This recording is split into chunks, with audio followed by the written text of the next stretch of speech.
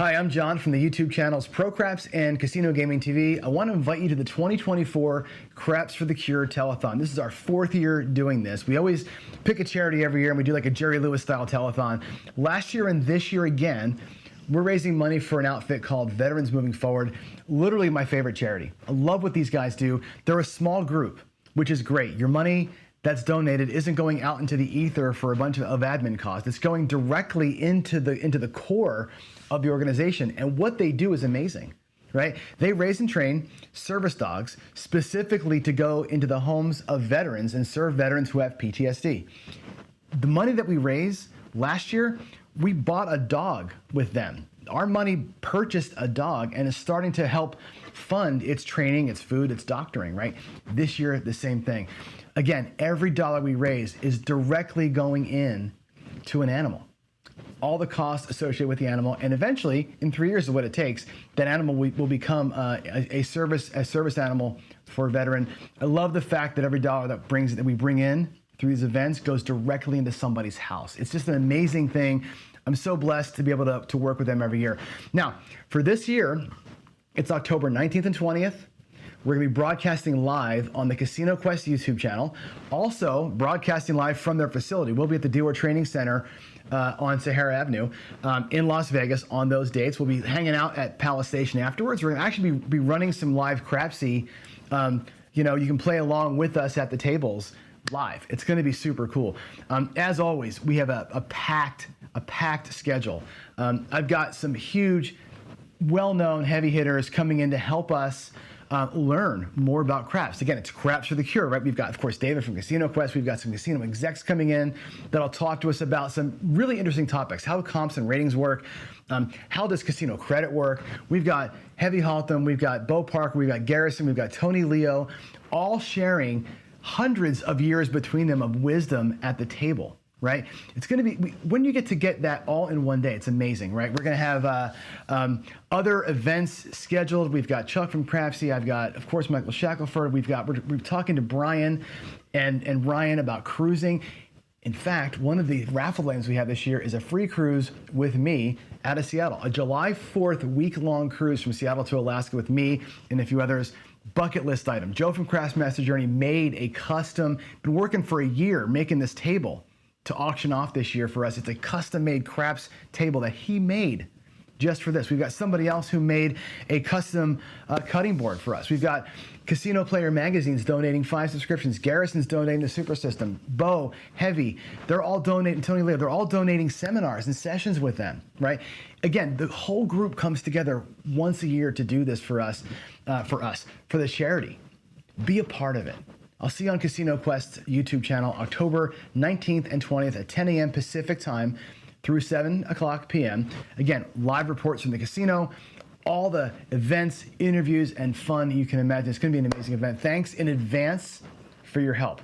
Get to crapsforthecure.com. Get yourself registered for the event. Start buying those raffle tickets now for the items that you think you want to bid on for later on.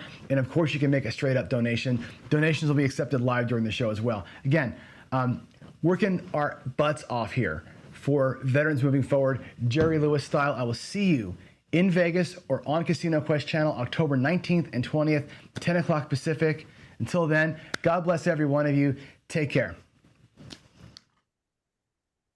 What is up, everybody? Welcome to Season 3, Episode 5 of everybody's favorite Sunday night TV show, Craps Chat. We are here with a banger of an episode, I believe, but we're going to get into that very, very shortly. But as you guys just saw, we have Craps for the Cure coming up here in just a couple of weeks. So that promo was run. It's obviously a very, very great cause. There's going to be a lot of good things done, a lot of cool events planned, a lot of things like that. So if you can be there in person, obviously, that would be fantastic. If not, and you can, join in on the streams, that's even great. And if you can, find something to donate to the charity, we would certainly appreciate it. And Crap Chat is here. All right. We're going to be talking tonight. And I'm going to save what John said for my come out role. I might light some shit on fire. That might be true. I might actually light some shit on fire tonight. We'll find out. We will find out. But let's get into the come out roll. And I'm going to go to my very favorite Baltimore Ravens fan, Craig. How are you this evening? And what is your come out roll? Hey, everybody in Craps Chat. Welcome. Thank you for coming along this journey. We're having fun here. And we always enjoy you guys coming into the lives, especially in the chat, asking your questions. So keep them coming. Put a Q in front of it. Appreciate it. All right, my come out. Gosh, I've been thinking about it all day long. And I think what I'm going to come out on is, I don't know if everybody knows how much it takes to put on a show. Live show, because most live shows you can't always do what you want to do. You could do a live show and do what you want to do, but when you have a show that's geared a certain way and people are expecting certain things, you really can't veer from it. And I don't think people know how much it takes production wise first, but how much it takes to go into a show and how much a show can have an effect on the host. And I've experienced a little bit of that. I know some others that have experienced a little bit of that. And, kindness is the come out today. So, we could use a little bit more kindness in the community. And that's what I'm coming out on. It's a little all over the place, but so am I, because stress is a big part of it. So I want to thank everybody who supported me and sent me some emails, but I've also done the same with other people. And putting out a live show is quite a bit on a host. So appreciate everybody who does it and appreciate what they're doing for you, the Craps community.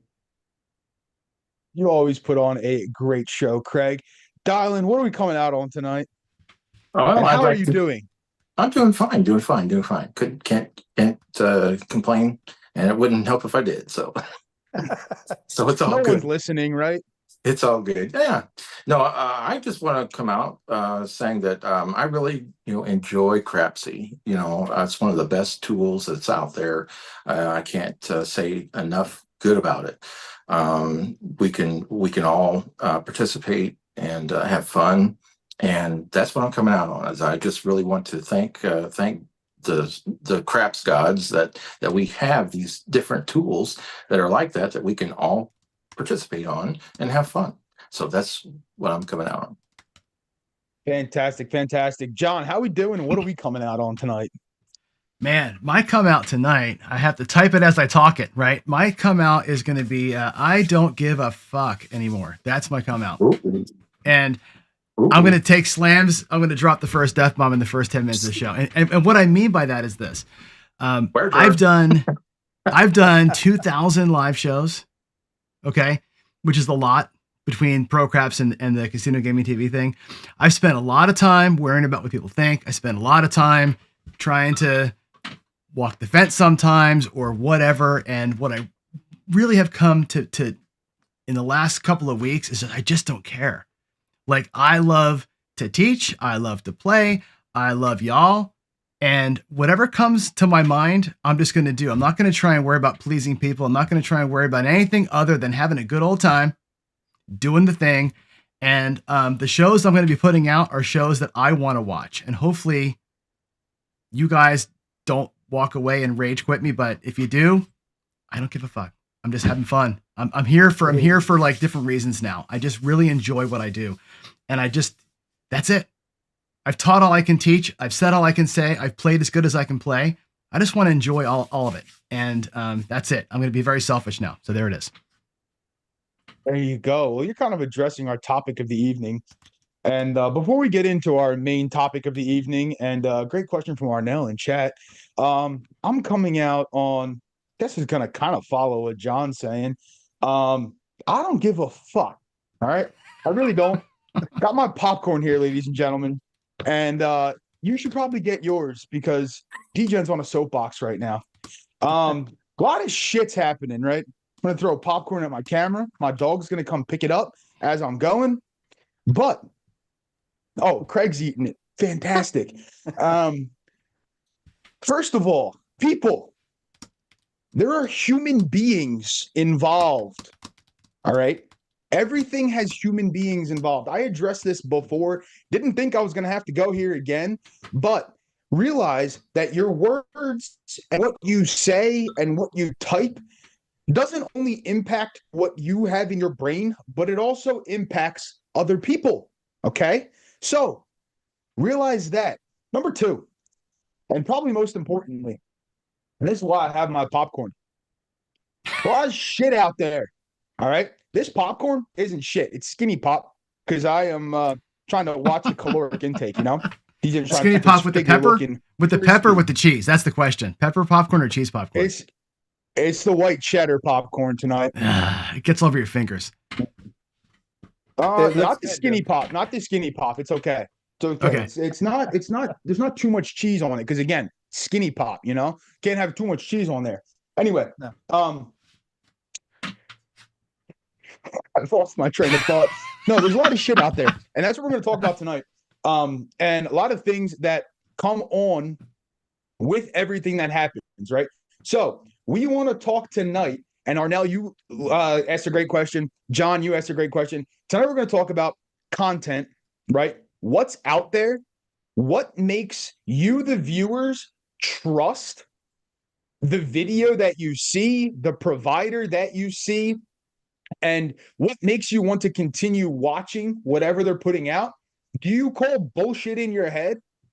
I don't know. My bullshit meter is pretty good. It goes off sometimes. And I know a certain guest we have has a fantastic bullshit meter as well. Jeff, how are you? How's your bullshit meter? And how are you, my friend? Well, Chris, I just did get logged in. I had to update my Zoom. It's been so long since I've used the Zoom screen itself that I was listening to you on my trusty phone device watching the Ravens game. So my bullshit meter's been off the wall for quite some time. The three of you know how it is, and it is it's to answer Arnell's question about being saturated. I have a tendency to think that it is, but I think it gives good content for people that want to be able to do something and watch something that's different in a different avenue from somebody else's style of play or gameplay or show production or whatever. But you know me, I've been pretty vocal for the past year and a half. So one of the reasons why I'm not out as much as I am now is there's just too much. I know John threw the F word out there, so I don't want to do that. I don't know, the bullshit meter's probably pinned over in the red. Certainly. Well, you know, I mean, we're going to talk about it tonight. I think we're going to lead off with the question of, do you guys in general feel that the Craps content is too saturated? I'll tackle it first. I do think there are a lot of people putting out content. Oh, sorry. I took my eyes off the screen. Jen, what are you coming out on tonight? Jen's back. I Awesome. didn't realize you were back. Jen's back. Hey, well, hello everyone. I actually wanted to say thank you to all of you content creators. I mean, we really appreciate having so much content because I don't know how you keep your motivation, and I want like less of you to be like Jeff and retire and then you know, come out of retirement every now and then, and it's such a treat. But thanks for, you know, just always like getting up, putting on your pants, hopefully, and putting on a show for us. It's really lovely. It's a nice escape for us. Some of us have really major like life issues that we work through, and you're like our escape. So thanks. I know we don't say it, and all we do is kind of like bitch about, oh my God, you misentered this, you misentered that. But the shows are great. You guys are super fun. It's so great that you can carry a conversation and throw the dice and play out chips. I mean, it's really good. Even John, it's all really good. Even John. Fantastic. Thank you. Shots fired. Yeah, John is fired. Jen, to answer your question, I think a lot of us shoot pantsless. You know, it makes it a little easier, I think. Hey. Sometimes the lights in the studio I get got a little my, hot. my jammy pants on tonight. So there it is. Anyway, yeah, so talking about just craps content in general, right? We have obviously there's so many different channels. Arnell could put the exact amount in because I know he keeps tab on it. I know Jeff does as well. But I know Arnell's the gatekeeper of all the different craft channels and stuff. So obviously there's a lot of different content out there. You guys have your choice of who you want to watch, what you want to watch, when you want to watch it. People have different reasons for watching what they want to watch, right? Some channels are entertaining, and that's what they're there for, pure entertainment. Some channels are educational, and they're pure educational, and that's what they're there for. Some are a mix of the education and the, having some fun. And then, there's a lot of different reasons why you would watch each of those, right? There's times where I'm nerding out and I'm like, give me the math video. Like, I want to watch the math video. And then if you get me right now, I don't want to see anything about the math video. Like, I'd shut that off as quick as possible. So, a lot of different things you can watch, a lot of different content to watch. So my question to the viewers is, what do you like to watch, right? So I'm polling all of you. What do you like to watch? Do you like the entertainment? Do you like the education? Do you like the strategies? Do you like challenges? Do you like lives? What do you like to watch? And we're going to talk about it tonight.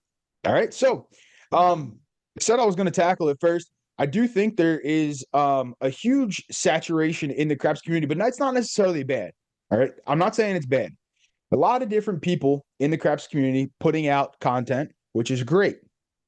A lot of different perspectives, a lot of different ways that people present things, which you can learn something from everybody, right? We all have our different ways, our different nuances of maybe presenting a strategy, doing a show, all this different kind of stuff, which is fantastic. But sometimes you have to separate the bullshit from the non-bullshit, all right?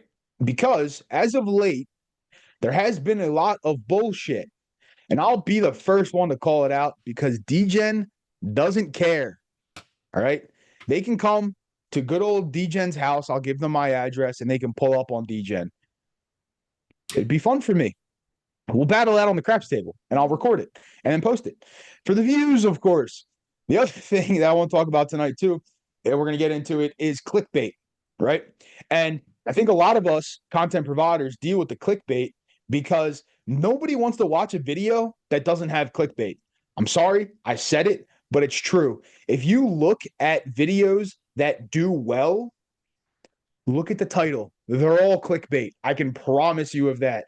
There's the titles these days. If you're not clickbaiting in the title, nobody's going to watch. Because if I can tell you that I can make guaranteed 100x my buy-in every time I step up to the craps table, why aren't you watching that?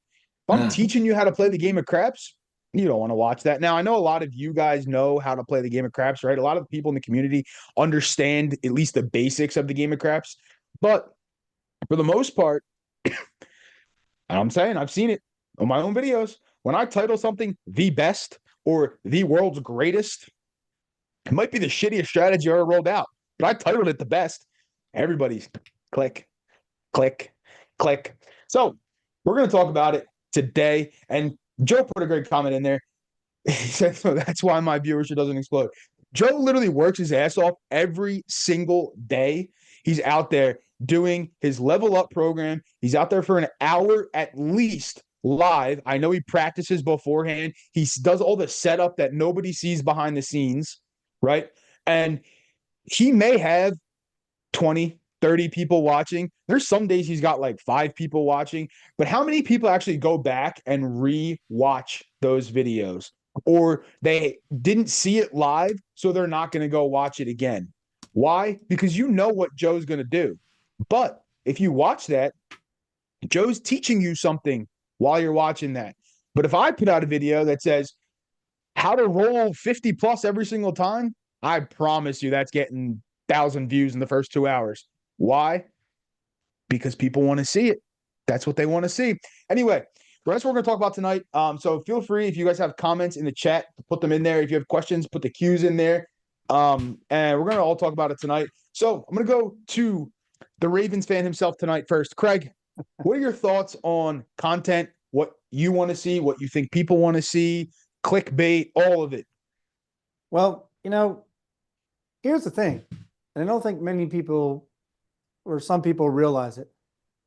You and I could do the same exact thing. We just choose not to. We could easily, if I wanted to amp up my production and amp up my videos and amp up my views, I could do the same thing. But to me, that's not why I got into it. I did get into it at first to educate myself, and then I got into it to entertain. And for what I'm doing, at the pace that I'm doing it, I'm satisfied. And it's all I need. Right now, I'm doing the D8 table. Is it enough?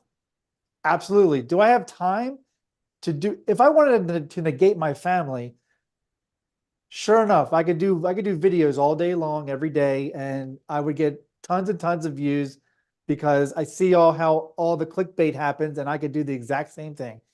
But I choose not to, and I choose family over this game. So right now I'm content with the D8 table. Plus, like, the people in the chats is what excites me as well. Like the live chats, people coming in saying hi, greeting each other, really community, camaraderie. And then, like, at the end of the night, the last 10, chats or so chats are thank you for doing that. Thanks for putting this up. Thanks for doing Crapsy. Thanks for rolling out for us because we really appreciate it. That's enough for me. But I could easily do clickbait crap. Easily. I've got tons of ideas I could do for that. And did I do that in the beginning? Maybe to get views, maybe to differentiate myself from other people. But for what I did to differentiate myself, it takes a lot of fucking work. It takes a lot to do a movie strategy because you're not doing normal betting. I'm doing bets based on characters in a story, and some of them I tried to tell a story. So, but could I drop everything right now and just start doing clickbait shit? Absolutely. But I just choose not to. Well, I think so. That comes down, Craig. I'm gonna jump in here, Chris. That comes down then to your why, right? We talked about why are you doing what you're doing, right? You're doing it to get views and make money, or you're doing it because you want to do it, right? And ultimately, that's what we all have to make a decision on, right? And I said in my opening, I'm doing this for me now, right? And if you're doing it for yourself, the content's going to be more genuine, but it won't be as viewed much. And that's kind of the thing. That's why, like, I brought the topic to Chris earlier in the week. I'm like, I want to know, like, not so much what people want to see, but what is it that makes them trust your show and what you're saying, or what Ed, who's in the chat, is saying versus what somebody else is saying? Why is one person trusted more than another person? And because honestly, as we make content, the things that make you trustworthy are things we want to kind of lean into, I think, right? Sure, there's, you're always live, so your roles aren't faked. To me, that makes you trustworthy. Where Right. other people don't do that, which makes them a little bit less trustworthy, or not what they're saying, but what they're showing, right? There's a piece of that I think we got to get leaned into here, and that's I think what you're talking to, Greg, is exactly that you're hitting right on the nail there. No, Yeah, I mean, 100%. the other thing I wanted to say just real quick is, John, you've been doing this a lot longer than I have. Chris, you've been doing this a lot longer than I have. I think a lot of you got started probably during the pandemic, where you were just looking to do something. And I don't know if we've hit a wall, but we might have hit a wall, and it took 4 years to hit that wall of, wow, there is a lot of YouTube channels now on craps, which is great for the exposure of the game, but is it for the right reasons? So you're right. I'm in it for what I want to get out of it, and I'm ignoring the rest. And I also like to be entertained myself. I'm not the only one that likes to entertain. I like to be entertained. So I will, to me, like Chris's March Madness stuff is entertaining to me. I like to watch other people play because that helps me be a better player at the real casino. Because sometimes people are playing the way they want to play at a real casino versus just tournament craps. No, 100%. You learn something, like I said, from everybody, right? Whether they're putting out the content, whether it's somebody in chat. So I'm going to go to Craig, obviously content provider. Jen, as somebody who is consuming content, What are you looking for? What makes you want to watch? And how do you find somebody trustworthy? I wouldn't trust any of you. Kidding. I'm on all your channels. You know that, right? Like, I think if you guys are on, I'm probably on 90% of the time. And I mean, I do have a day job. I have two jobs, but I just want to rebut and say, I heard what Craig said. I validate it. I totally agree. I feel like all the people I'm looking at here are like walking the high ground, and that's great. I do want to say though that every reason that someone does their channel or whatever content they put out is the right reason for them, and I think that's fair. If they're just out there to make money, if they're out there to sell their snake oil and they somebody finds value out of it, it's also valid, right? They're not asking for your debit card, and like having you send them direct deposit every month or something like that. I'm just saying they haven't scammed any like old seniors out of their social security money. That's all. So I think that if you do want to get into more clickbaity type of titles, and this is how you can win craps for real, things like that, I think I would watch it, and it would not detract from your legitimacy as a person trying to put out responsible content. I think go ahead and play the clickbait game, because if you can't even get your message out there, then you're just spitting into the wind. And I wish that for those who are really good and have great solid ideas, don't spit into the wind, go with the flow so that you can get your message out, so you can just reach a broader audience. And as they get to know you, they'll see less and less of your clickbait, and they'll see more of your older content. So that's just food for thought, right? It's like, join the marketing instead of shouting about, how it's no good and I want to organically grow, instead of, going into like, SO, into like internet marketing or whatever. I think it's okay to be capitalistic about it. We'll watch. I think you have a unique perspective. I think you will. I know you will watch a lot of different things, obviously, and even might be the most boring flat DP, flat pass line, and just going, but you're still consuming it, and some other people are. But it's funny how the marketing aspect comes into play with a lot of that stuff, and I'm not intentionally slamming people who use clickbait, because I'm not going to call the what's the saying? I don't know. Call the pot kettle black, of whatever it is. It's before my time. There you go. First young reference. Don't worry, there's multiple coming tonight. But because I do it too, right? I do it. I try to keep it to a minimum, and I try to pose a question usually when I am doing the clickbait. Like, it'll be, is this the best strategy? Not claiming it's the best, but is it the best? Or is it this? Or is it that? So there's a lot of different aspects of it. And I think, it's up to the provider or the content creator, I guess, to be, again, what are you in it for? What are you doing? Go ahead, Craig. So, one of the things I just wanted to add was, Brian said it in text, Holy Roller, about, doing things like that, but then doing them quick. And it is so hard to do just a quick 15-minute craps video. I think, if you were to do an average of my library of videos, which I think is at 450, or no, I think I just passed 500 videos, they're over a half hour. And YouTube would say that's too long. You should be doing, 10 to 15-minute videos. You just can't teach in 10 to 15-minute. You can try, but you can't really go in depth into anything in 10 to 15 minutes. I mean, some of us who did these recordings years ago, you'd spend 10 to 15 minutes just explaining the strategy that you were about to show people, because you felt you needed to do a walkthrough before you actually just rolled it out. So, again, could I just start putting out videos that are 10 minutes long? Yeah, but I don't know what you're going to get out of it, unless it's really targeted on just something small on the layout or a specific area. I really don't know what you're going to get out of it, out of a 10-minute video. Plus the Craig, plus the live rolls are not scripted; they're live, they're random, allegedly, and so they won't go to whatever script that you're wanting to go with, and so there you can't depend. That's why we do what we do. So you can't hand that off at the pass. There's no way to do that unless you already have pre roles that you're going to put something towards your design. So just throwing the dice against the wall, you're not gonna achieve that. That's going to eat up a whole lot of time. That's what I'm saying. Well, and Yeah, no, 100%, nobody wants to play crapsy for 10 minutes. well, that, but also then you have, the aspect too of like, like you said, down having like pre-ready roles, and then it's like, well, you cook these roles to be good Right. for this strategy, but that's only because you cherry picked these roles or you made them up so your strategy worked.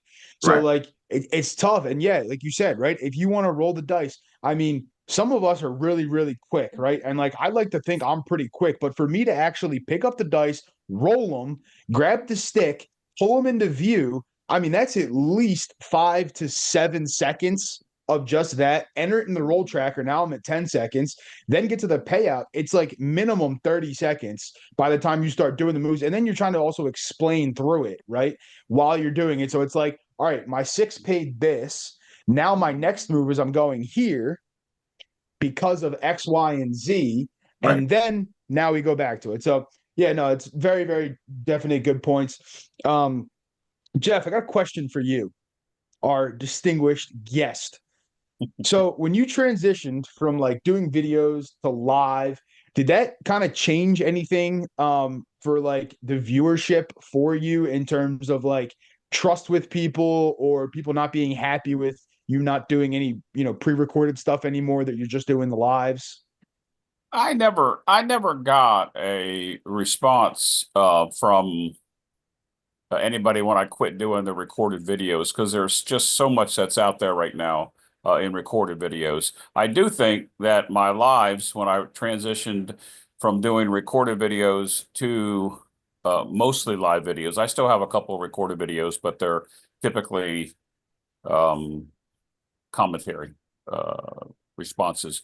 But I'm an entertainer. I'm not there to specifically do a system. I think Joe just put in the chat strategy rollout. There's so many of those, but I think that the trust that came with my channel and the people that watch and the comments that I get, and I say this all the time, I get communications from members and subscribers quite often, not as often as I once did when I was out, 5 live shows a week, but I still get them. And what really is heartwarming is when I'm not out there, I get the same messages asking, that they miss me or that they want me to come back or is there something wrong and those kind of things. I just scaled back on my content for personal reasons because of how we started the show out. And there are a lot of great craps channels out there. There are a lot of great craps channels bringing you education. I heard Craig talk about not being able to put out a video in 20 or 30 minutes and teach somebody that. That's true, but if you take a look at what Jeremy does over at Color Up, his videos 19, 25 minutes at the most, and he gets his point across. So there's a way to do it. It's just you have to have the editing time. Something similar, I believe what Jen said, is that it takes time to edit something. I think Joe even mentioned about editing down a 6-hour video for a table build for the Craps for the Cure. So Yep. I don't miss the editing. I enjoy the live entertainment stuff. When I was in radio years ago in a previous life, it was all spontaneous. It's on the fly. There's none of this pre-recorded stuff in radio, and I kind of like that.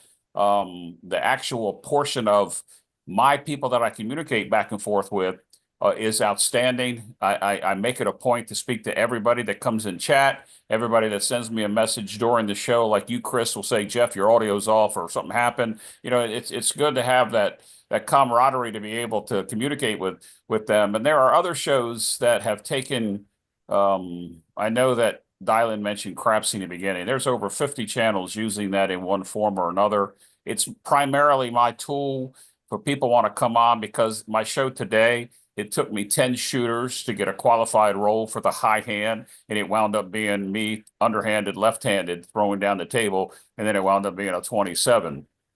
but the people that were in the show were few because I did it spontaneous today. I didn't do it with a publicized show. There were three other craps channels that were live at the same time. I tried to wait for them to end the show, and as you know, some of them go 3, 4, 5 hours. And I try to keep my shows about an hour to an hour and a half.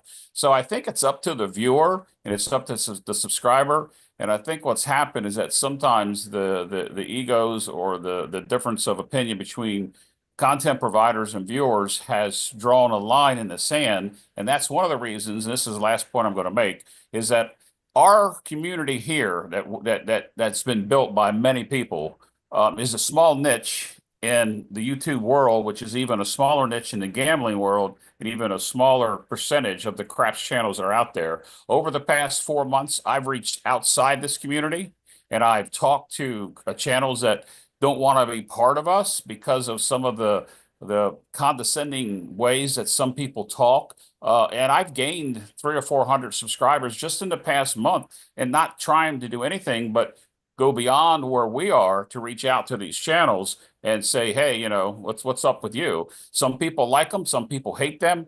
I have my haters. I tell them the line form's way in the back. You can get back there. But from a standpoint of recorded videos and live videos, I love the live content. I like the interaction with the viewers and the subscribers. It's what works for me. It may not work for everybody. I'm off my high The horse. lives are no, you're good. The lives are great. It's always like when you do them, when everybody does them, right? They're always entertaining because you never know what you're gonna get, and it's also realistic, right? Like I know Trey put it in there with like if you're gonna, play something or when you want to have some fun or whatever, like those shows, all of them are all great for that purpose because one, you're playing along with actual roles that are happening and you can test something or you say hi to somebody you haven't said hi to in a little bit, right? You can have those chit chats back and forth. Maybe someone brings up something good in chat, and then it leads to a discussion about, whatever it may be. So yeah, the lives are great. And Joe put up a comment in there in chat too about, editing videos and stuff. And like, it's not even the editing for some people, I think too. It's like the whole all right, let's render out the video. Not that anybody cares about what we're rendering out, but render out the video, then upload it to YouTube. I mean, that in and of itself might be an hour-long process, and that has nothing to do with the actual video itself and what's on the video, right? Like Joe's saying, on his table build, he does, 6-hour video and he's got, 12 hours plus of editing. I can tell you for like my weekly challenge that I'm doing, and actually to record the videos, it takes, I don't know, however long it takes me on the table, right? It could be whatever. I would say at a minimum, I'm at 20 hours a week minimum on that video alone. And it's one video because I'm playing. Then I got to speed up the video because nobody wants to watch this stupid timer go because I don't even want to watch it when I'm playing. I wish I could turn on like turbo mode on the thing, but they don't let me. So, a lot of different things, but like, I'm not trying to make it sound like these things take, forever because I want to, sympathy and I want to sit here and play my violin because I don't care. Because I do it because I enjoy it, right? I'm doing it because it's fun. The March Madness tournament, Craig brought it up before. I love that tournament. It's a pain in the ass to run. I'll tell you right now, it's a pain in the ass, but it's so much fun. And I think a lot of other people find it to be a lot of fun. And, to record, 32 matches going, most of them take at least an hour. The scheduling that, sometimes it takes, 100 and something hours to put something together in a 2-week span, right?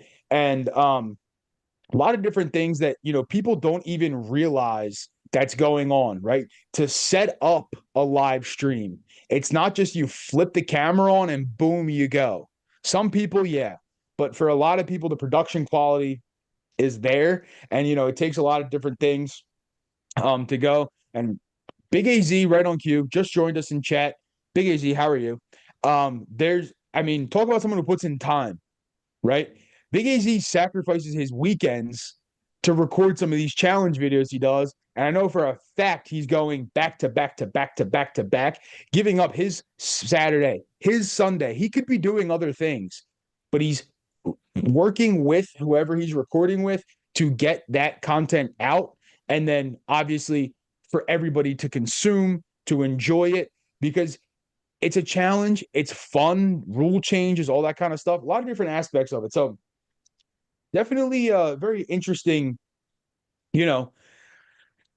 aspect of the whole content provider thing. So that's why, we're posing the question of like, how do you get to trust people? And because, a lot of people, I think, and this is where some of that other aspect of, the money grab stuff comes into play. Like people think that, it takes 2 seconds to record a video and do X, Y, and Z, and they're going to blow up instantly and all this kind of stuff. Some people may, but you have to put in a lot of that quality time to actually get things to go right. So that said, we're going to continue to talk about our topics and stuff, but I do want to make sure that everybody says hi to my favorite friend, the like button.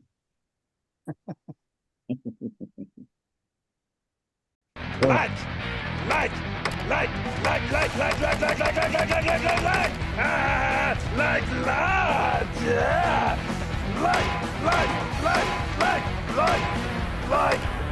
like, not like,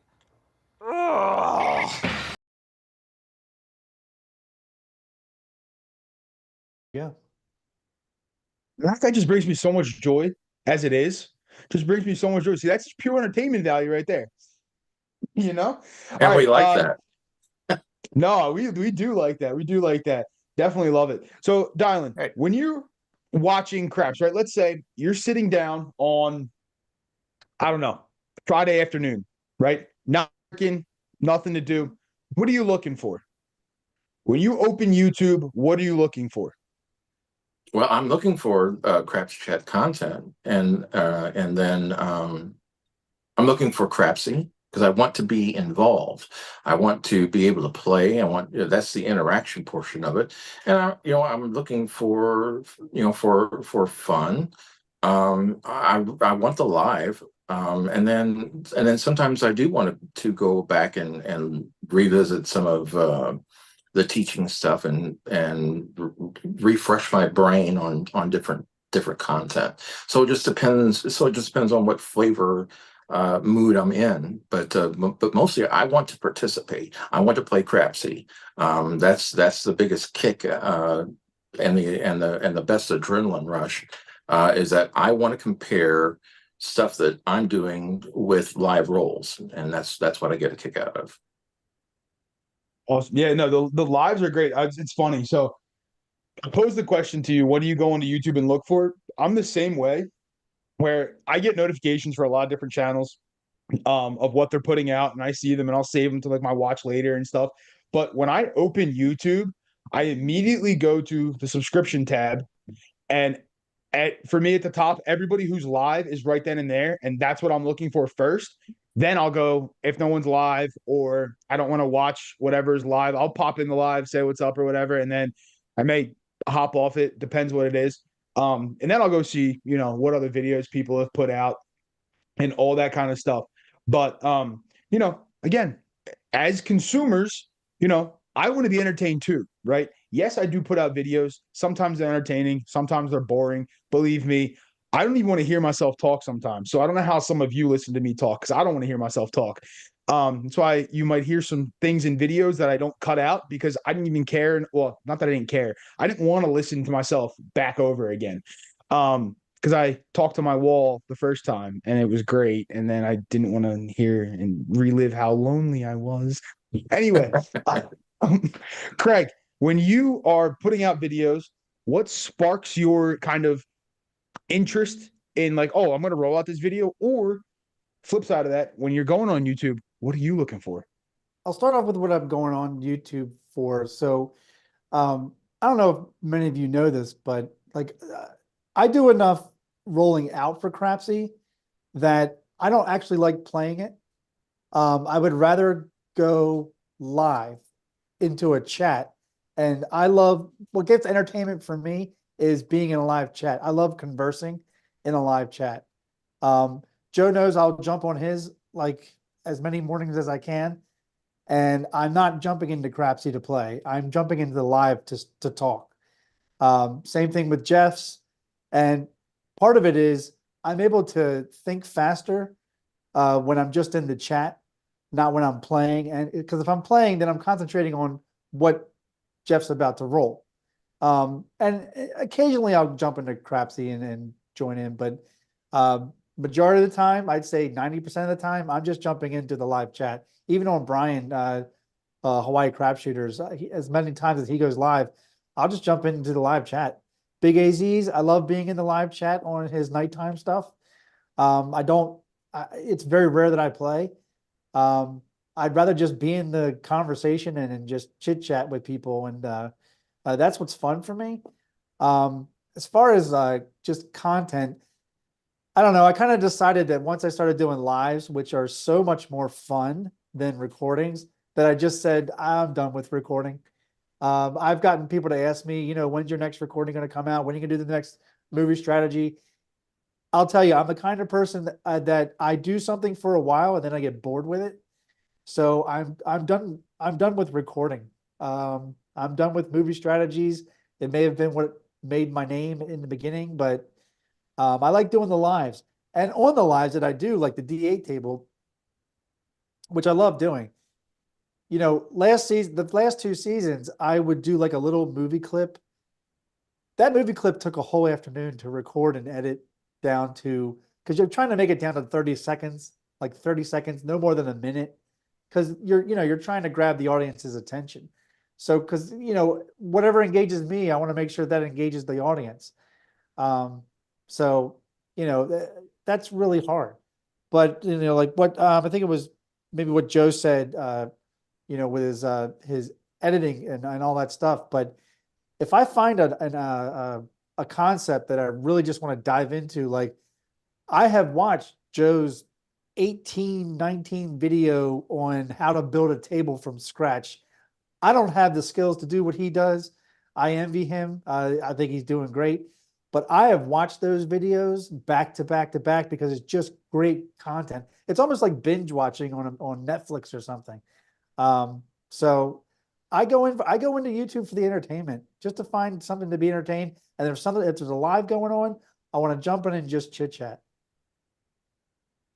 100%, 100%. And like, doing the lives and stuff. And I think a huge shout out needs to go to a lot of different providers who are doing stuff now, especially with the lives.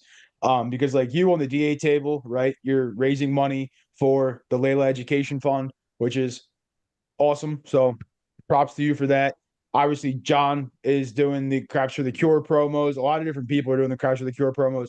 Joe, obviously, doing the Craps for the Cure promos because he's building that table specifically for that. So not only is he, doing all his content, but he's then taking his time to build the table and then record those videos.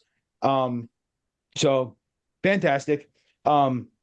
Jeff, as a content provider and a consumer also, what are you looking for when you go onto YouTube?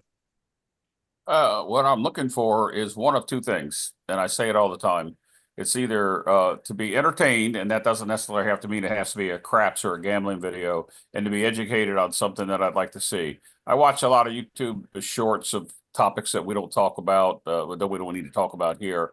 But from a standpoint of me watching gambling and or craps content, I don't watch anything that's rolling out a strategy. You know how I feel about those things. I think over the past couple of years, John on his 2 morning shows has proven what strategies can and can't do, and he does an excellent job with that. And he continues to pound out those shows just like Joe does. When I wake up in the morning and I'm getting ready to get my day started, I can turn on and watch Joe on Level Up, and he has his screen laid out in a way that's pleasing to the eyes. It's very easy for me to understand what he's doing, and I like to hear him talk about his progression and how he's correcting what he's doing. And he also has picked up over the past multiple months his way that he's betting. If you go over and you watch somebody like George from CY, you can learn about how to set dice and bet. And George is pretty reliable when it comes to education. I don't think you can beat anything that Ed at Roll to Win can be able to I'm gonna say teach, if that's a word I can use, instruct maybe. I enjoy my time when I'm doing those dual live streams with everybody. I've done them with some people on here, and I continue to do them. From a standpoint of when I look at the screen, I guess my OCD goes off the rocker, and there's some channels I just can't look at because I'm looking at different portions of the screen and I'm seeing the same thing moving. I get a lot of comments on my lives about my rotation of screens because you're not just one individual shot for an hour and a half. It rotates through, and I'm entertaining and conversing back and forth. So I don't watch recorded videos, craps videos, as much as I once did because the content's already been there and we're not reinventing the wheel. I think Ed or somebody said earlier in the chat that to find something unique in the craps field is very hard to do. And if you're going to rehash somebody's thing that you've already done, then and put your twist on it, that's fine. But when I watch your shows, anybody's shows, Chris, let's just use for an example. When you come out with your videos, I'm watching it. If it's alive, I'm like you, I say hello. I may not stay the whole time. But if it's your recorded videos, I'm probably doing what people used to do with me and put it on 2.5 times fast, like Leon said a little while ago, and just buzz through the channel and buzz through the video just to get to a point. If I see something interesting, I stop. So what most people don't realize, it's not a host or YouTube host, is that you got 15 seconds to capture that viewer's intent to watch. And on a live, that doesn't apply, but on a recorded video, and a lot of times you lose out because of what you said earlier. I enjoy a lot of people's content that's not in our community. I've tried for 3 years plus now to bring them into the community, and there's reasons they won't come in. But like I said earlier, I reach out. I like to be educated, but I really like to entertain because I'm a jokester and I have sarcasm that's out of this world, and I will continue to do the things that I'm doing and entertain. As I said, when Ed and I are doing our stuff, it's inter-educational. There we go. That's a word, by the way. Inter-educational, entertainment and educational combined. Ed's the teacher and the instructor, and I'm just the court jester of keeping everybody happy. You bring up a good point, Jeff. Hang on just a second. You bring up a good point that I'd like to hammer home. I find it very interesting and very enjoyable on people that the videos have two people involved. And then they can play off of each other and their enthusiasm, and their, there's just something about, having two people doing it together. Even that could be super funny, can be super educational, and they can just, like I said, they can just riff off of each other in their own style, and that's super entertaining to me. It's not so. With one person, it can be repetitive. They have their own style, they have their own flavor, whatever. But with two people, you just get that boost of entertainment that I really enjoy. But so that's really something that sticks out to me as well. I just want to put that in there. It's a great point. Definitely a great point to hit on, because I think that's why podcasting has become super popular, right? Typically the podcasts have 2 or 3 people back and forth. You kind of bounce off each other. And that's another thing with lives in general, right? Is what's really nice about the lives from as a consumer or the one who's putting it on, like there's chat going on. So like as the host, you can sit there and interact with chat, but even with like a consumer of it, I can sit here and I can read chat and I can interact with people in chat. When on a video, there's no chat, right? You can comment, you can do whatever. So that's like, I usually say, and I'll tell people I'm the worst because I will watch your video, but I'm not actually watching your video. I probably have it in one of my headphones and I'm doing something else and I'm just listening to what you're saying. And that is what it is. As opposed to like when I'm sitting in like on a live or something, I may be multitasking, but I'm watching chat and I'm like really engaged with what's going on. So it's awesome. Having multiple people is really, really good. Because you can just bounce off each other, like you said. And there's no like dead spots at all, right? It's just somebody's going, somebody's coming back. It's really, really good. So I like that point a lot. So Two people. We're gonna have to do some more two people videos. We'll see. Jen, what are you looking for when you go on YouTube? I feel like Dylan really nailed it. I'm going to look for one is live crapsy. And the reason I do that is all the reasons you said. The more I can go on a live crapsy, the less I'll have to use that stupid RNG on crapsy, and the more I can really test my strategy. And if I have a dark side play, I don't use that word dark side, but if I'm doing a non-repeating don't type of strategy, I want to test it against great shooters, right? Because if you can survive a really great shooter like George, even John, Chris and Jeff and Ed, then I'm know not a I good can shooter. do it Stop. live. You're lying, Jen. No, I'll just put you out there. Well, you know how you do the come out horns? Like, if I can survive all your come out yos, it's gonna be okay. So that's why I do it. So even with George, I'm a heavy don't player on his show, like all the time, and I still break even. Hawaii crap shooters, like my wife and I literally plan our weekends around their show. We know that they come on live on Saturday and Sunday at 9.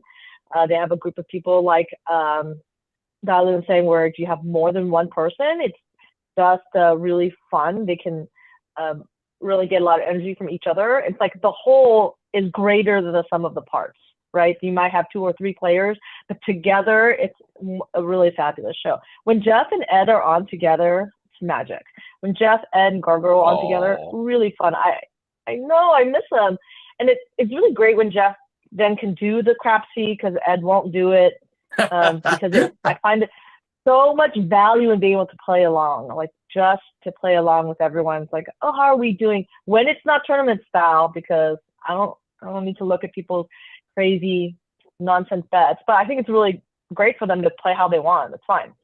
I wish Ed would play crapsy, but when he doesn't, and if you're gonna go and practice anyways, you guys, why not turn on the camera and go live? We'll play along. Even if you have 5 years, who cares? I mean, the point is, then we get to connect and say, hey, Chris, this is such a pleasure for you to come on live. Like, now we can just play along and, harass you or just keep you company since you were going to practice anyway. Why not? With Ed, I'm just listening to him, in my earbuds, but I can't play along in crapsy, right? I can do a manual. And yes, for Joe, I will sometimes watch back his shows so I can, bet his rolls without having to use the RNG. So for you guys, it's not wasted. For John and Joe, I'll use your old shows just so I can test the strategy. And I have no idea if you did well or not because you don't say. Some people, they like do a live and then they'll put on the title, massive win, huge monster roll. And you're like, okay, I can't do this one because I know it's going to be great, right? But when it's a total mystery, it's great. Jen, can I talk about that for a minute? Can I jump in here? Real quick? That's a great point that Jen just said. And that goes way back to that clickbait thing you talked about in the beginning. So if I do a live, which I do every freaking day, right? And I have a monster roll, which I have every day, Jen. You say, even John can shoot good. John shoots good every day, right? But if I have a great roll and I instead of calling my show Daily Paycheck Day 233, the road to 100,000, and I changed it to Daily Paycheck, John goes off on a monster and wins $8,000. That's a clickbait title. That is exactly what's in my video, right? Does that make you trust me more or less when I do that kind of thing? Because good and damn well that I'm going for views there versus putting out content. And I think all these things where it's like the clickbait title, the sometimes the non-matched content. The title is this, the content is not what the title said. That happens a lot too, right? That also splits trust, I think, right? Clickbait titles with a person rolling a video out or rolling a strategy out and narrating over the rolls that they pre-recorded to be perfect doesn't engender trust. But those videos have a title of, watch me win 10 grand today. Live. And it's sometimes it's not live. It's going to be one of these premiere things, right? That's what I'm getting to, right? The trust factor of like, when you see that, does your bullshit meter go up and you say, nope, I'm not doing it. I'm not giving that person my time, even though it might have been a live show that they actually won $8,000 on. But because of the intent behind it feels dirty. And that's where I am now. That's why my opening was what it was. I feel like a lot of things out there I watch or I see the first 8 seconds of it or whatever, my skin starts to crawl. And I'm like, I can't do this anymore. Right. And that's where I get back to the whole thing. It's like, who do you trust? I trust Jeff and Ed and Joe. And of course I trust myself, right? Because I know, like Louis said, we've played with everybody live. We know what they can really do live. They do what they do in the casinos like they do it on the channel. They're real people that we have trust with.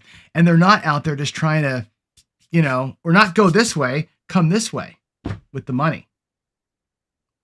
And I think that's where I get pissed is the wrong word, but I feel slimy watching some of that stuff, right? Because there's a bad intent behind it, even though the roles may have been done live. And even though you follow what I'm saying, so I think you're kind of speaking to that, Jen. I'm sorry, I had to jump in and take my producer hat off for a minute and just kind of spout, because that's what really gets me going. And that was, anyway. It's still your choice it's still your choice to click on or click off. Whenever you get that slime meter or you get that red alert or red flag or whatever, you can use your 2 feet and walk away from it. There's nothing wrong with that. We're not going to fault you for the way you feel. If you feel bad, don't watch the BS. So you always have a choice. Turn it off. Yeah. No, that's true. And everybody has a choice, right? Everybody can watch what they want to watch. Again, some people are in it for the right reasons. Some people are in it for the wrong reasons. Majority, and I would say a vast majority, are in it for the right reasons, right? They're either, putting on a show that anybody can watch, join in on, play on. Maybe they're trying to educate people. Maybe they're just trying to, better themselves, right? I know there's a few people who are, putting out videos, get their own confidence up and do some other things, which is great. And the flip side of that is even the people who are putting out the bullshit, you don't really need to give them the hate, right? It's not necessary. Believe me, they know in their own heart of hearts that they're doing some shit. So, you don't have to be the one to say it to them, right? I think that's one thing too that kind of goes, overlooked and skill set at best. If you don't like something, just leave. There's no need to perpetuate it. There's no need to kind of, cause a problem with it. Just leave, right? If you don't like my video, click off it. I don't care, right? If you don't like my live, leave. I don't care. I wish you were there. I don't care. I really don't. And I think, some people do get wrapped up in that kind of stuff. And, again, going back to my first part, there's humans behind all this kind of stuff. So even if, putting out a video, how to make $1 million in a year, we all know you're not doing it on the craps table. All right. And if you think you are, I hope you have a very, very large bankroll funding that, because that's the only way it's remotely possible, along with private tables that you can bet huge minimums and other stuff. But won't touch on those too much. But we are past the hour mark. So if anyone does have questions, put them in the chat with a Q, because we're going to start hitting on some of those questions. And I think there's some really good questions that I did see come in as we go. But overall, Chris, go ahead, Jeff. I was going to say, before you change subject, what Brian Holy Roller just put up here, I think is needs our attention before we move on, because I think we do need to answer some craps question from an educational standpoint, not the inter-educational standpoint, is where Brian says, unbelievable or outrageous statements are very difficult to watch. And I think they are. And sometimes we get a little rambunctious in our lives. But what I like to do is teach with a entertaining factor.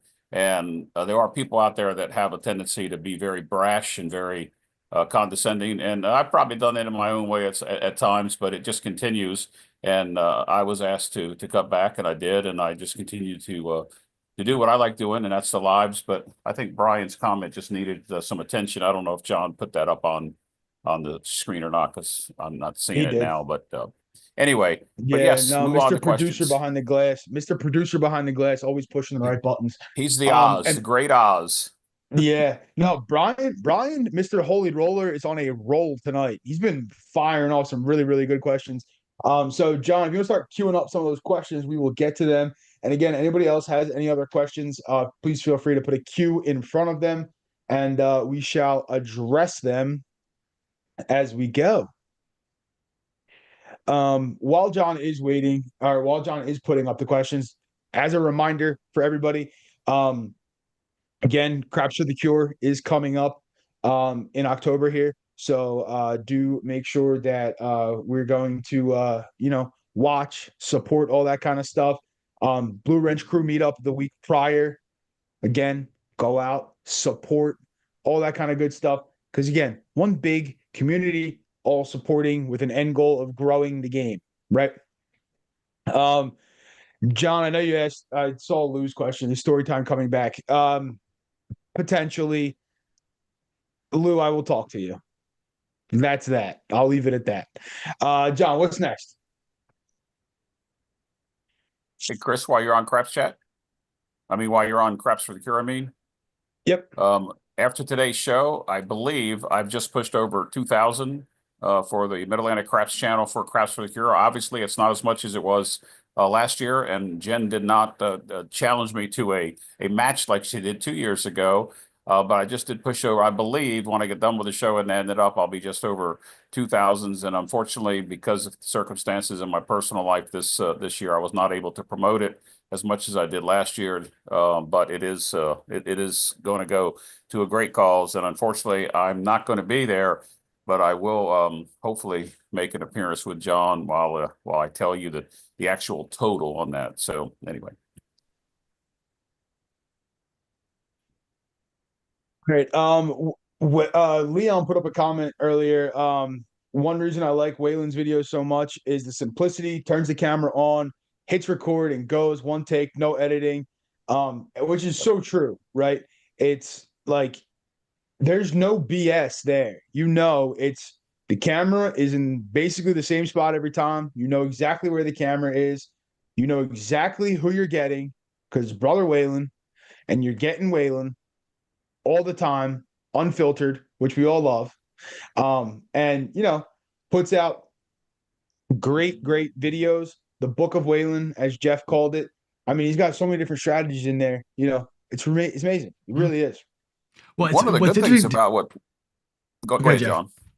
No, I was gonna say one of the good things that Waylon's done lately is that instead of just doing his videos, he's coming out with premieres, so he's able to interact with people during a premiere, which is not a live, but it's not just a video that's released at a certain time, and he's able to interact and take questions. I really like that Waylon's started to switch that up. Yeah, I was going to follow up with that. The thing about Waylon that's interesting is when he first came out with his channel, a lot of people didn't trust him, and I think all of you on the panel here have gotten the same emails I've gotten, which is, can you talk to Waylon about why does he always win? Remember all those emails we got? I don't get them anymore. Right. Yeah, I think Waylon has built up trust. And this is that weird thing. He's built up trust with the community because he's going to win in every video. And I think we've talked about this, right? It's like if you're going to show a strategy, you're not going to say, here's my awesome strategy. And oh, by the way, I'm going to lose now. Like, that's not what you do. So, of course, he's going to put a good version of it out there. But he's built up trust because he's honest and open and all that kind of thing, right? And I think anybody who goes live to me, and I include all of us, obviously, Joe, Alfredo, George, everybody's going live. There's an inherent trust in that, right? We've all played with these people live. There's an inherent trust in that. Like, I know when I watch somebody throw live that I've played with, like, I'm seeing the exact same thing. I'm seeing them play live like they play in the casino. To me, that's worthy of trust, right? Some people you don't get that from. Right. And the re-editing of live videos is where I think you kind of destroy that stuff. So yeah, thanks for that. Waylon's an interesting cat. He's one of the few people I think that can put a recorded video out that people still trust the outcomes. Almost nobody else can do that. And he just breached the 11,000 subscriber mark, which is amazing. Freaking amazing. Yeah. It's here's an amazing feat. Yes. Yeah. I talk to him, at least once or twice a week, and it's not about craps. It's it's about his family and fishing and how I'm doing and those kind of things. So with most of you here, I don't talk to Jen as much as I probably should. She doesn't answer my text anyway, but I talk to most of you quite often. But it is what it is. I like what AZ put in there about the parody video he did last year. He said the best strategy, or I forgot the title. It was a clickbait. He goes up to the table and let it roll, and then 15 minutes of no rolling. That's how you save your money at the craps table. That was a great video. I don't care what anybody says. I got it. It was great. Yeah, no, that's that video. I remember I saw great. it and I was like, he's not playing. And when I saw it, I was like, oh, this is hilarious. And again, you have to get it, but if you do get it, you get it, right? I'm gonna go to Jen. Jen, what are your thoughts on the I don't even know what comment you were talking about. What are your thoughts, Jen? Go ahead. Yes. It's been a long day. I'm just rebutting. I had a follow-up comment to John's statement about, Waylon and how trustworthy he is. And, Jeff saying Premiere, now there's interaction. That's great. I will say that Waylon's videos are one of the most entertaining videos you'll see, right? Because he'll roll out all these things. All the titles seem like the same, right? They've got like a bunch of money. They're the best ever, stronger than elevator rope, but they're all extremely entertaining. There's slight variations of each other. And they really it's just a 20-minute clip because he doesn't want to go too long. And I always want longer. I want like a 3-hour show me type of video. And he's done a couple of those too. And I'll say that they do provoke thought. You're like, oh, this could work. I mean, look at him. He's faced such great adversity in this 20 minutes. And he came back and he made $1,800. It's incredible. I want to make $1,800. So with some practice in Crapsy, I'm like, oh, I feel relatively confident. Then I go to the table and I'll buy in with the bankroll he suggests. I'll just lose my booty. Okay. So the Arnold, I will tell you, and my wife went to bed. So I lost like $3,500. I bought in for 4,000 and I lost 35. And that's only because I quit. If I had put out the next 500, they would have been gone as well.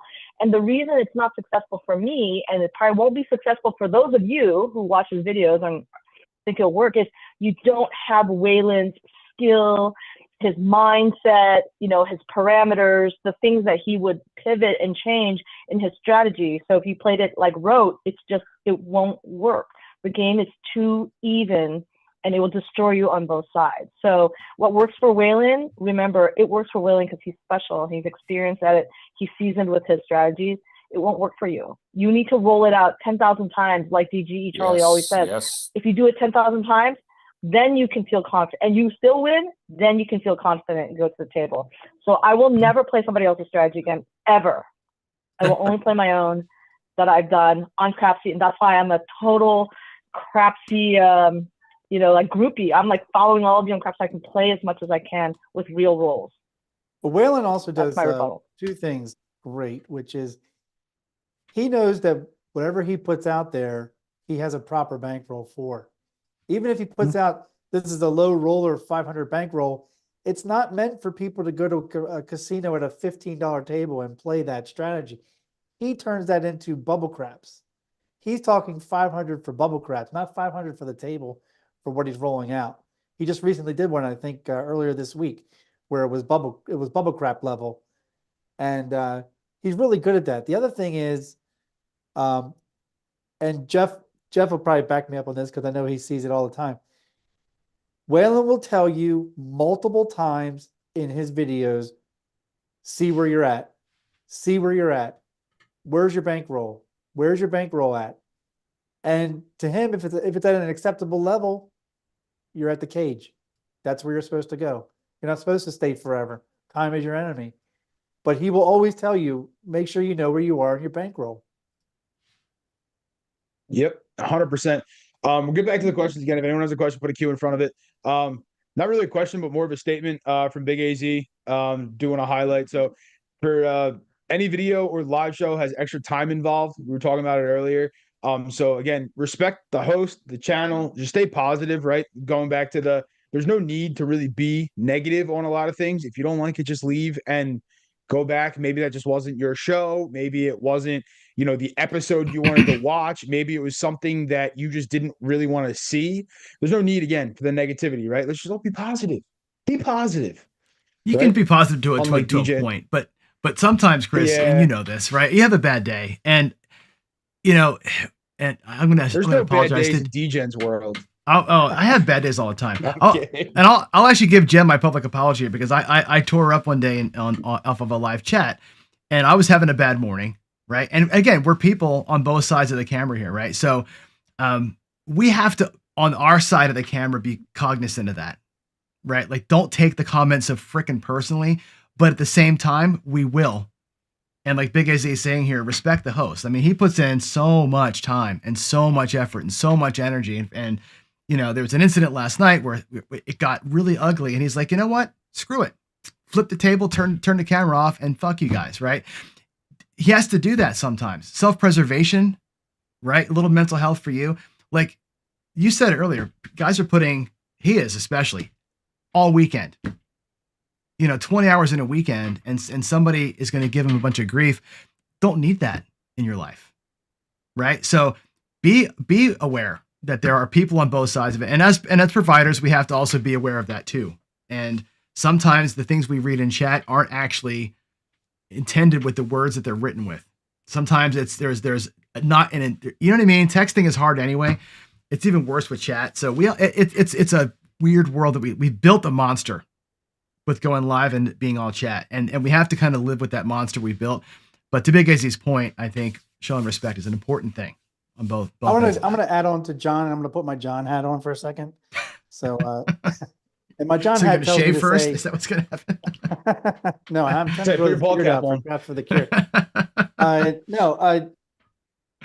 If you're going to be on, for what AZ did, I totally support him for what he did. What happened in the chat afterwards is what I have a problem with, and I'm going to go ahead and say it. Don't fucking fuel the fire. If you're not part of the if you're not going to be part of the solution, don't become more of the problem. There were plenty of people in that chat who just started going off. Things tangented left and right. People said, "Fine, I'm good night. I'm going bye. I don't need to hear this. Blah blah blah bye."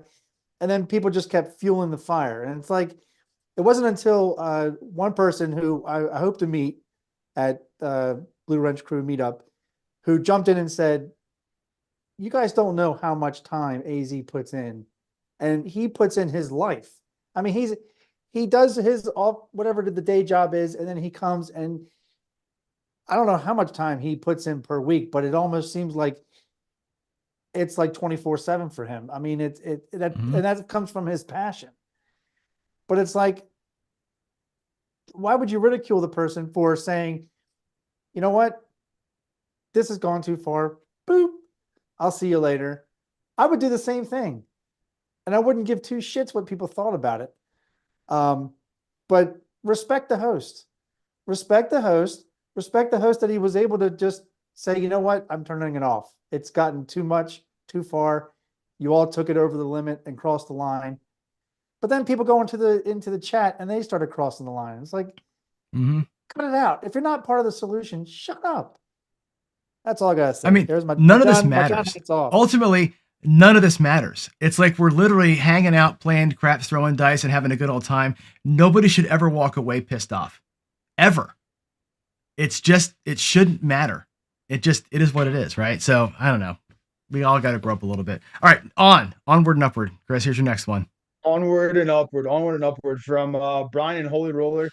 Is there an acceptable way to do your channel in order to earn money and at the same time share your passion? I think this is a really, really good question. And we'll kick it around the horn here to all the providers. I'll address it first. To me, the money that comes in from YouTube, I don't care. Most of it goes back out anyway, with the March Madness tournament, donations to X, Y, and Z, whatever it is. I really don't do it for money. I don't care. I really don't. I could turn off the monetization tomorrow and it wouldn't affect me in any way. I do it because I love the game, and as a lot of people do know, the only reason I started my channel was to try to educate younger craps players and younger gamblers in general. The thing with a lot of young people, and I said I had a young comment earlier. Again, here's number 2. All right. It comes up sometimes, but I'd go to the casino and I'd be playing craps because I really, really liked the game. And I learned from some of the guys on the panel here, Jeff and John, and others, Jeremy, and a bunch of other people, right? But I was watching young people at the casino get their ass handed to them all the time, make multiple ATM trips, come back, lose it again. And I'm like, do these people not understand like that, they shouldn't be doing that? Or maybe like they don't understand the game, or like what is it that they don't understand here? Or are they a glutton for punishment and they like losing money? I'm going to go with no, because I don't think anybody likes to lose money. But you have to learn and understand kind of what you're doing. So my whole thing was, well, my generation is stupid and they don't listen to people. Yes, I said it. They're stupid. They don't listen. All right. They really don't, including me. I don't listen sometimes. All right. I really don't. It's true. Ask some of the guys up on the panel. They'll tell you I don't listen to them. I don't listen to myself half the time too, but that's beside the point. But we don't listen. Right. So I figured maybe if it's coming from somebody who's relatively their age, maybe they will actually listen to me. Right. And if I could change one person's experience for the rest of their life at the craps table, fantastic. And I can tell you, I have received messages from people saying like, oh, I saw this video on your channel and it kind of changed how I played. I was like, I'm so glad to hear that. Again, it's gambling though. Be mindful. Right? This is not a guaranteed winner all the time. But if you're coming to the casino with $100, you're not playing a strategy that involves you going 66 inside, because you don't have enough to even do that twice. Right? So it's like you got to understand kind of what's going on. And you have to, learn. Right? None of us go to do something for the first time and expect to be the best at it. If you do, you're a moron. I'm going to tell you, you're a moron if you think you're going to be the best at it the first time. So you got to learn, you got to understand. So that's why I did it, was to try to educate younger people, because again, we don't listen, and maybe they'll listen to somebody like me, and they probably don't, and that's fine. But if one person listens, I'm happy, because it's one more person than my wall. Hey, Chris, I'd like to bounce off that. Most of the people that are in the chat, the 50 some that are watching, as Duracell pointed out, we're knowledgeable in the game, and we understand that it's a negative EV game. You're there and you're going to lose money. What we're trying to teach, and when it comes to the educational side of it, is how to minimize that loss and how to play, I'm going to say the correct way or the right way. There are some channels out there that, whether they're using Crapsy or they're teaching the basics of the game, is we have to strive that this is a negative EV game. You're expected to lose. What can you do to minimize your loss? Playing with Crapsy's monopoly money. As you said, Chris, they're taking their car payment or their mortgage payment, their grocery bills. They're probably young and on a limited income. Not saying they can't afford it, but not everybody can have that deep pocket to play some of the ways that some of us play. No, it's true though. It's like, they have to actually they have to make payments, they have to do stuff. And I played with you plenty of times. I played with a lot of different people in the community multiple times. I don't go out there with money that I need to pay other things, right? Because I've learned that aspect of it. But I also don't go out there and try to play the way Jeff's playing, because my buy-in is different than Jeff's buy-in. You have to understand, what you're doing, play within yourself, and then you can possibly be more successful at it. Again, you walk in the casino, you're expected to lose. So tying or winning a little bit of money is better than losing everything. A break even can be a win. Yeah, no, break even is a win. There's not a single casino game that breaking even isn't a win. Especially when because you're comeback. expected to lose every single game you play, or else why would the casino still have lights on? There's a million flashing lights in a casino. Why? Because they want you to come and they want you to lose your money. So you got to try to survive, like Lou said in there, and, last long enough, maybe win a little bit of money. But ultimately, most people's goal is to have some fun. So if you do lose the money and you had some fun, but it's what you would have spent on a night out or entertainment or whatever it is, all fine, well and good. But if you're going there and you're putting your car payment on the table because you got a car payment and you got your mortgage payment coming up. Don't do it. And they have to learn the hard way, Chris. That's They do. what it is because number one, they're not adult. Sorry, I This woke. is audio. Lost I him. apologize. Dialing. Dylan hit the mute button. Joy smacked him and he doesn't know it. Probably so. Chris, all right. the other thing you said about people your age is that we need more people, younger people, learning this game along with the other games in the casino. And I'm not against He's still electronic ways of gambling, but I want to see the tables. I don't care whether it's a blackjack table or a craps table with a live dealer. Stay there. And I think that we've got to have those younger people come in. And occasionally I have people come up to me at the table and say to me, how did you get paid when the 7 came and I didn't? And I could have been back in the day playing a hybrid strategy, or I could have regressed down or turned off or whatever the case may have been. But we need younger people, both males and females, to continue to play this game, learn the game. 100%. 100%. All right. Did Couple somebody more tell questions, Tyler Chris. his mic was off? Yeah, he was texted. Dice Dr. Dan brought up to the content provider, someone doesn't like your video or show, do you want people to hit the thumbs down? I mean, listen, thumbs up, thumbs down, it helps regardless. So that's why we sometimes tell people if you don't like it, hit the thumbs down button and go ahead. It's about Do you know how much? so. Do you know how much data Google collects off of you? By the way, everybody should know this.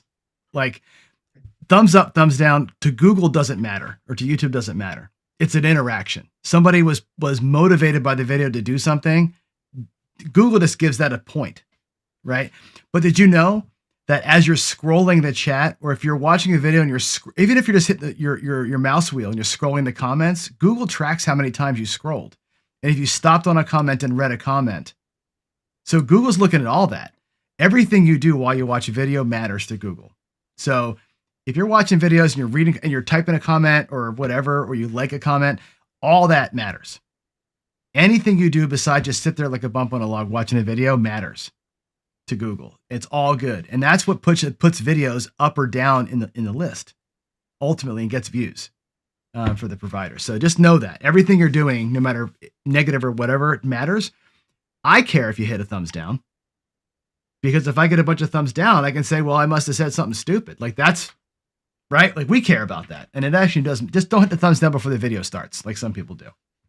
There's a right. a Netflix documentary called The Social Dilemma. Oh my God, that's the most scary Oh my show God, ever. you watch that and you will wonder why the hell you're even on YouTube. The guy that invented YouTube, all that stuff, he quit. He's like, don't. Remember, he was like, don't touch anything when you're watching a video. Great documentary. Oh my God, that's so good. To All go right, back on Brian's question though, is there an acceptable way to do your channel in order to earn money? When I first saw the question, I'll be honest, I thought it was like, okay, yeah, you can do an acceptable way to do your channel and earn money and the same time you share your passion, but it's not going to get a lot of views. But yeah, I mean, there is, but what are you in it for? Are you in it to make money off of YouTube?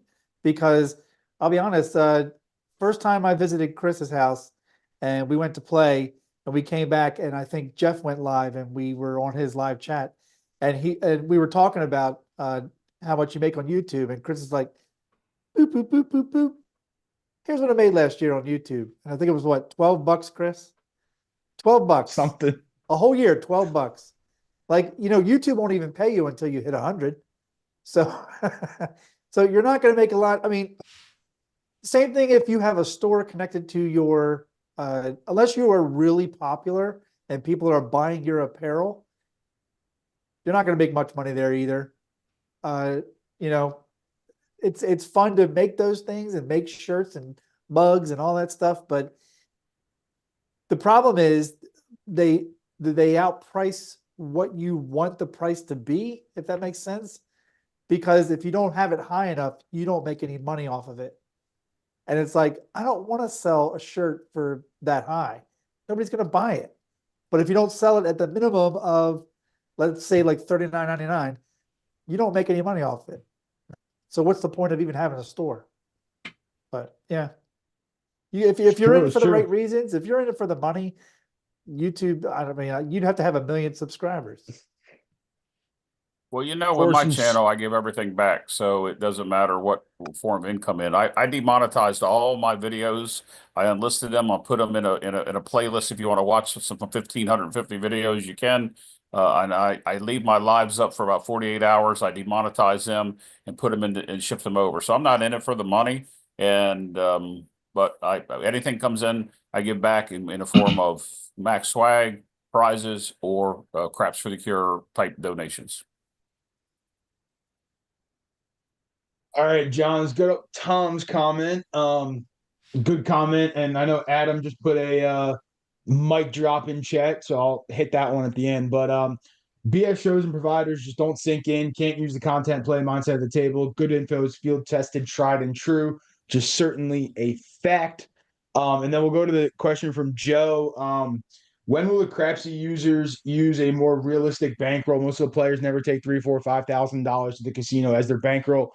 I'm gonna kick it to the two Crapsy panelists here. Craig, I'm gonna first say that's a subjective question. What do you think is the more realistic bankroll? Because to some people, 5,000 is a realistic bankroll, 10,000 is a realistic bankroll. Some people 300 is a realistic.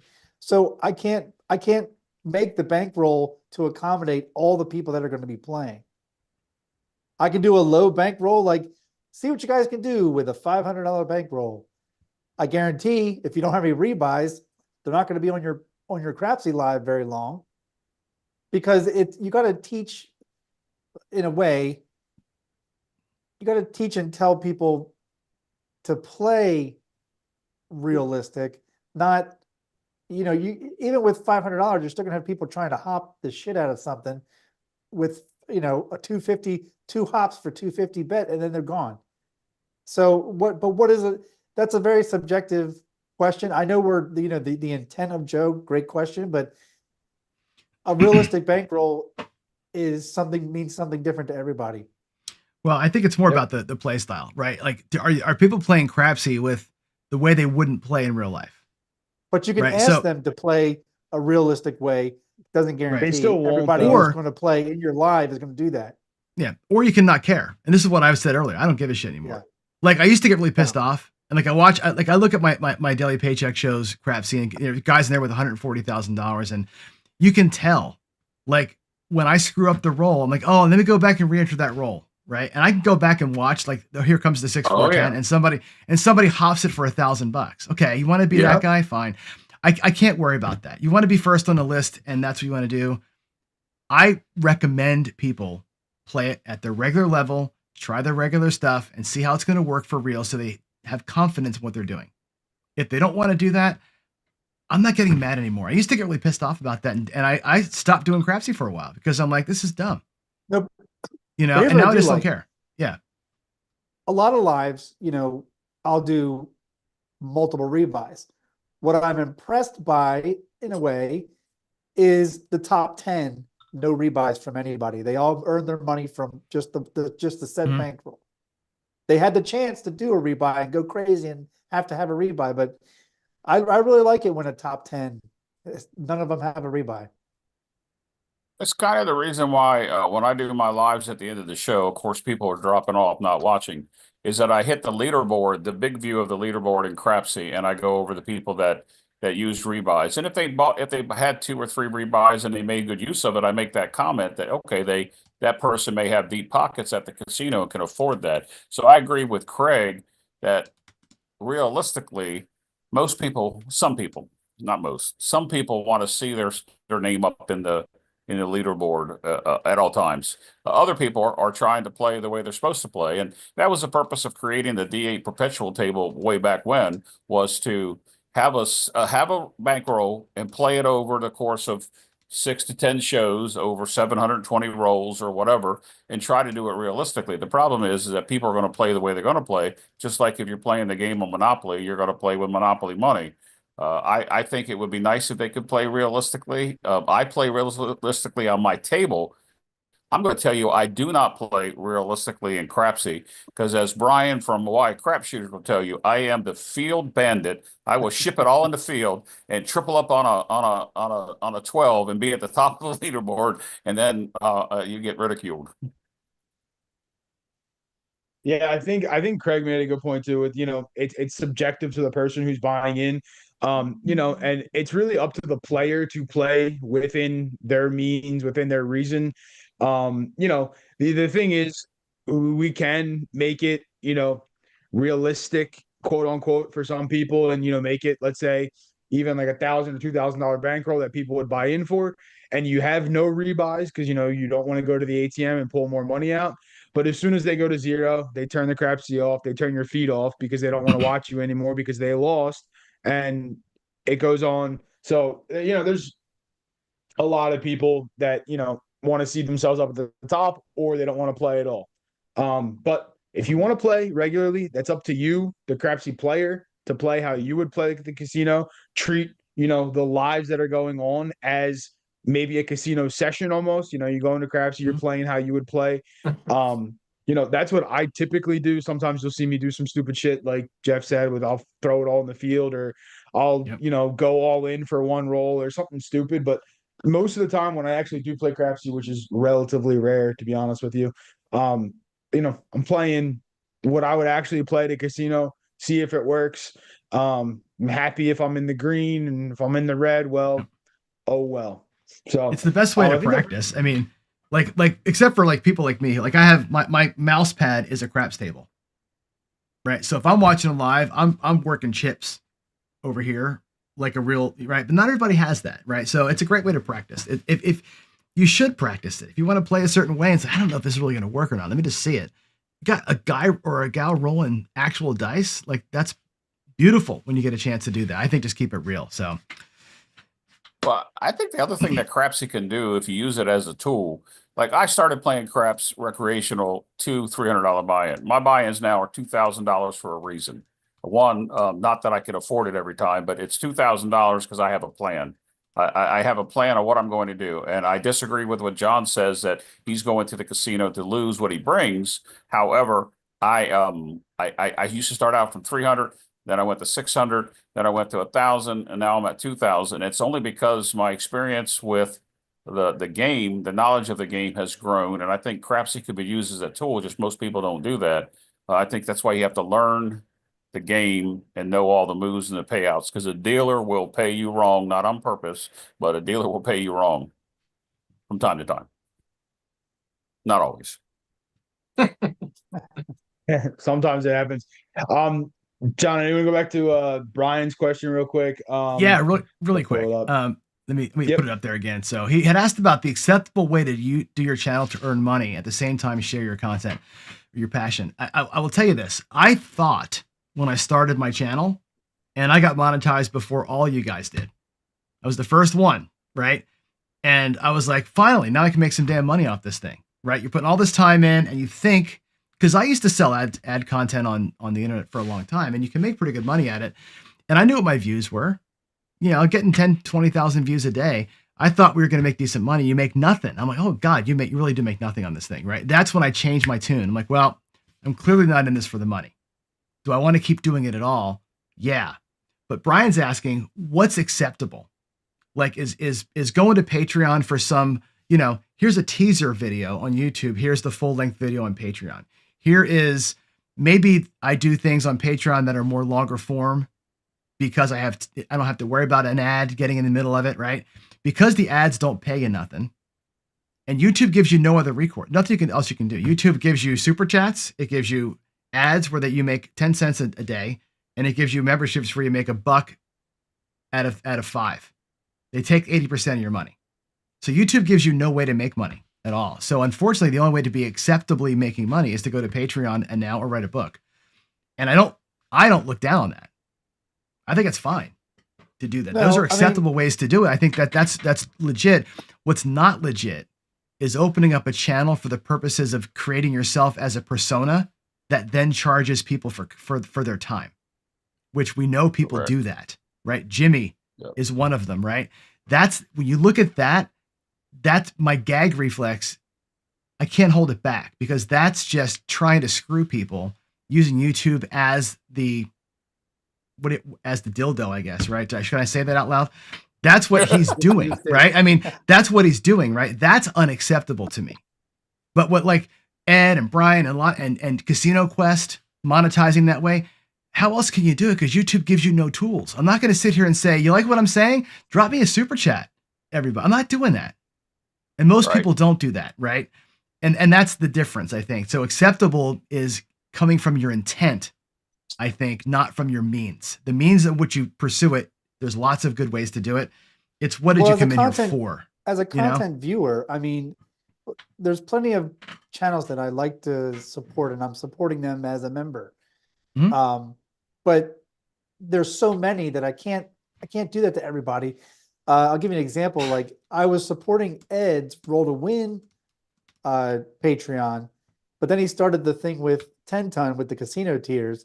And I actually told Ed, I said, which one do you want, man? Because I'm going to drop one of them to go over the other. And I went with casino tiers, which I think is the direction that Ed just said he probably wants to go to podcasts eventually as a sole source for Patreon.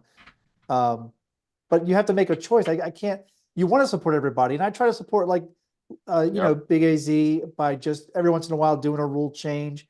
But I think, you know, support can come in a lot of different ways and have to come monetarily. It can come by just being in the live chat. Like it's funny, Joe put it in earlier. It was funny. He, you know, I come to his lives when I can because I love the live chat. And then he's like, yeah, then Craig he's got to go back to work. He's right. Like I'm not, you know, I shouldn't be on the chat, but I like to interact, you know, but supporting somebody is not just supporting them monetarily. You know, they'll get their monetization somehow.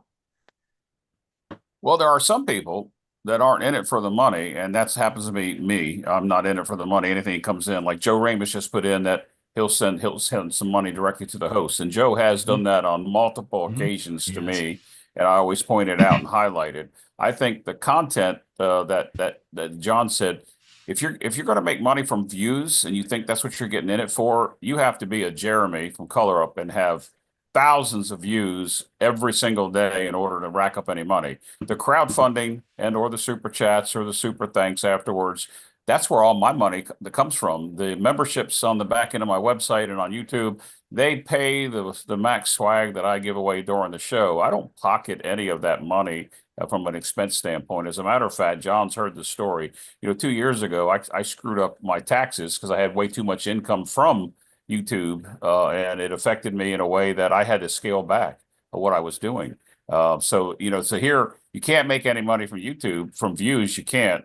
The other sources, super chats, super thanks, crowdfunding memberships, you can. And like Joe Ramus said, he'll put a check in the mail to you, and he's done that many times with me. And he's not the only one. 100%. 100%. We support the productive channels. And again, people who are in it for the right reasons. And like I said, most people definitely in it for the right reasons.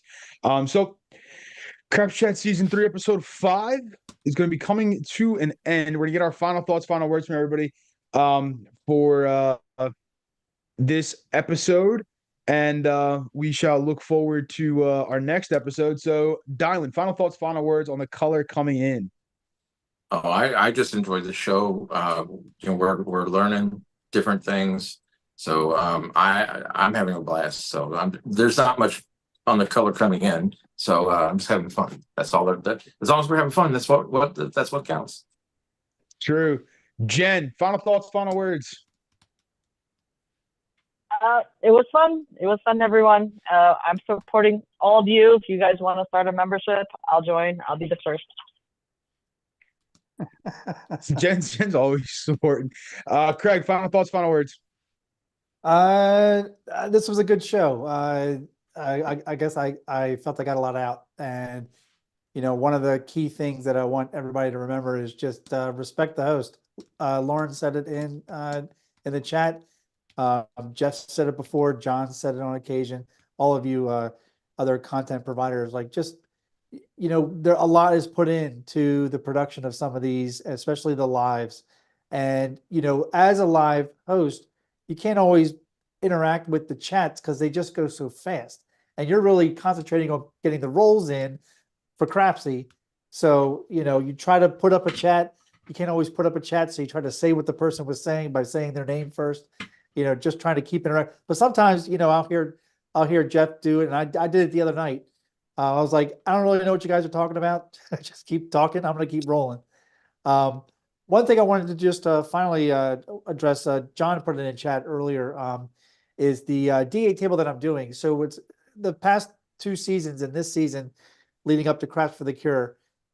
We were sponsoring the Layla Education Fund, which is a college education fund that was set up for Mid-Moyo's daughter after his passing. People have asked what the total is. So at the end of season 5 that I did, the total from Crystal was 4,000. This season 6, I have 3 more shows. We've already raised over 1,000 this season. So my goal was to get over the $5,000 mark. Wow. And we've achieved that.